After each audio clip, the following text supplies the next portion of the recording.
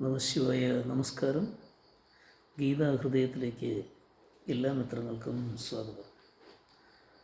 അജ്ഞാനതിമിരാന്തസ്യ ജ്ഞാനാഞ്ജനശലാകയ ചക്ഷുരുന്മീലിതം യേന തസ്മൈ ശ്രീ ഗുരവേ നമഃ.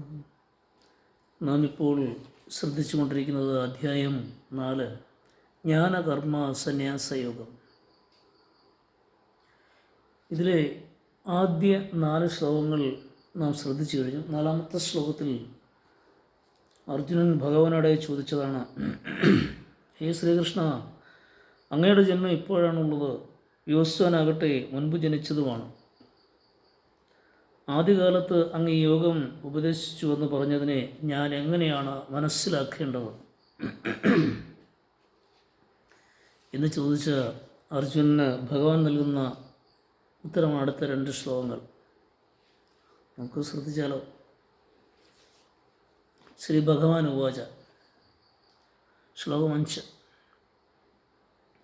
ബഹൂനി മേ വിദിതാനി ജന്മാനി തവ ചാർജുന തന്യഹം വേദ സർവാണി ന ത്വം വേദ പരം തപ. ശ്ലോകം 6. അജോ അഭി സന്നവ്യയാത്മാ ഭൂതാനാമീശ്വരോ അവിസൻ പ്രകൃതിം സ്വാമധിഷ്ഠായ സംഭവാമ്യാത്മയാമായയാ. ഇവിടെ ഭഗവാൻ പറയുന്നത് 5-ാം ശ്ലോകത്തിനർത്ഥം,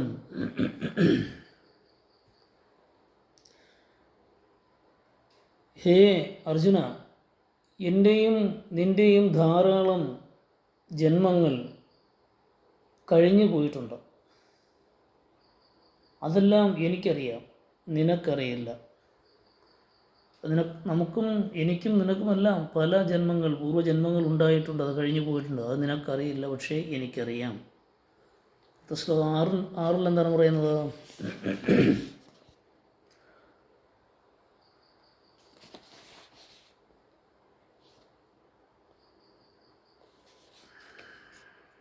എങ്കിലും ഞാൻ അനാദിയാകുന്നു, അതിനാൽ ജനിക്കാത്തവനുമായി നിത്യനും ഏകരസനുമായ ജീവാത്മാവാണ് ഞാൻ. പഞ്ചഭൂതങ്ങളിലുണ്ടാകുന്നവയുടെ എല്ലാം ഈശ്വരനായി തീർന്നു ഞാൻ അവയുടെ സ്വാമിയാണ്. അല്ലാതെ അവ എൻ്റേതല്ല. അന്യന് ഉപകാരം ചെയ്യുക എന്ന പ്രേരണയാണ്, ജ്ഞാനോ ഉപാർജിതമായ നിർമ്മാണ ശക്തിയാലാണ് ഞാൻ ജന്മമെടുത്തിരിക്കുന്നത്. എൻ്റെ ജന്മം ഭോഗാർത്ഥമല്ല, മറിച്ച് അന്യർക്ക് മോക്ഷം ഉപദേശിക്കുന്നതിനാണ്. അതായത് ഇവിടെ അജ എന്ന ശബ്ദം ജീവാത്മാവിനെ കുറിക്കുന്നതാണ്. കാരണം ശരീരം സ്വീകരിക്കുന്നെങ്കിലും ജീവാത്മാവ് നശിക്കുന്നില്ല. ജന്മാന്തര കഥനത്തിന് യോഗാംഗമായ അപരിഗ്രഹം പരിശീലിക്കുകയാണ് വേണ്ടതെന്ന് പതഞ്ജലി മുനി യോഗദർശനത്തിൽ പറയുന്നുണ്ട്. അപരിഗ്രഹം ദൃഢതയോടെ പാലിച്ചാൽ ജന്മം എന്തിനെന്ന് അറിയാനുള്ള ആഗ്രഹം തീവ്രമായിരിക്കുമെന്ന് പറഞ്ഞിരിക്കുന്നു. അതായത് അപരിഗ്രഹം ഉറയ്ക്കുന്നതോടെ കഴിഞ്ഞ ജന്മത്തിൽ താൻ ഏതെല്ലാം ശരീരത്തിലായിരുന്നുവെന്ന് ബോധമുണ്ടാകും എന്നർത്ഥം. ഇപ്രകാരം 10 മഹാസർഗങ്ങളിലെയും മുഴുവൻ ജന്മത്തെക്കുറിച്ചുമുള്ള ജ്ഞാനം ലഭിച്ച ഭഗവാൻ ജൈഗീഷവ്യനെക്കുറിച്ച് വ്യാസമഹർഷി യോഗദർശന ഭാഷ്യത്തിൽ വിശദീകരിക്കുന്നുണ്ട്. യോഗിയായ ശ്രീകൃഷ്ണൻ തൻ്റെ അവതാര അവബോധം പ്രഖ്യാപിക്കുകയാണ് ഇവിടെ. മുക്തി ലഭിച്ച ജീവാത്മാവിന് അന്യരെ പോലെ മരണങ്ങളുണ്ടാകുന്നില്ല. എന്നാൽ മുക്തമായ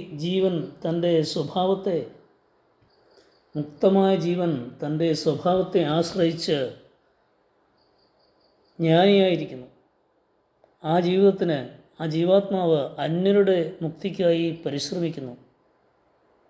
അന്യജീവനുകളുടെ ഉദാഹരണത്തിന് ഈ മുക്തജീവൻ ശ്രമിക്കുന്നത് അതിനാലാണ്. ആത്മമായ എന്ന ശബ്ദം ഉപയോഗിച്ചിരിക്കുന്നത് മായാശബ്ദത്തിന് ഇവിടെ സ്വാമി ശങ്കരാചാര്യർ നൽകിയ അർത്ഥം ത്രിഗുണാത്മക പ്രകൃതി എന്നാണ്. അല്ലാതെ നവീന അദ്വൈതികൾ പറയുന്നത് പോലെ അനിർവചനീയമായ മായ എന്നല്ല. ഇവിടെ ഭഗവാൻ തൻ്റെ അവതാര ലക്ഷ്യങ്ങൾ പറയുവാൻ ശ്രമിക്കുകയാണ്. ഞാൻ ആരാണ് എന്ന അർജുനന് പറഞ്ഞു കൊടുക്കുന്ന ഭാഗമാണ്. മനസ്സിലേക്കാണോ എന്ന് വിശ്വസിക്കുന്നു. ഇവിടെ മായ എന്ന് പറഞ്ഞ ഒരു വാക്ക് വന്നതിനെക്കുറിച്ച് നമുക്ക് കുറച്ച് ഇപ്പോൾ പറഞ്ഞല്ലോ, പുതിയ ആധുനിക വേദാന്തികൾ പറയുന്ന പോലെ സർവമായ മായ എന്നല്ല എന്ന് ഭഗവാൻ പറഞ്ഞു. മായ എന്നതിനെക്കുറിച്ച് നമുക്ക് കുറച്ചുകൂടി വിശദമായി നോക്കേണ്ടതുണ്ട്, ശ്രദ്ധിക്കേണ്ടതുണ്ട്. അതടുത്ത ദിവസം നമുക്ക് ശ്രദ്ധിക്കാം. മനസ്സിലായി എന്ന് വിശ്വസിക്കുന്നു. ഗുരുപാദാരബിന്ദങ്ങളിൽ സമർപ്പിക്കുന്നു. എല്ലാ മിത്രങ്ങൾക്കും ശുഭസുദിനം.